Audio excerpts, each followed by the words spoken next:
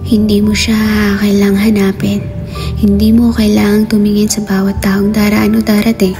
Hindi kailangang ikaw lagi ang unang kakausap o papansin.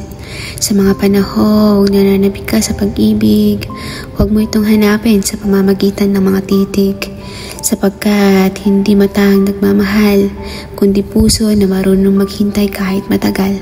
Hintayin mo siya. Mas mabuting hayaan mong dumating na lang bigla.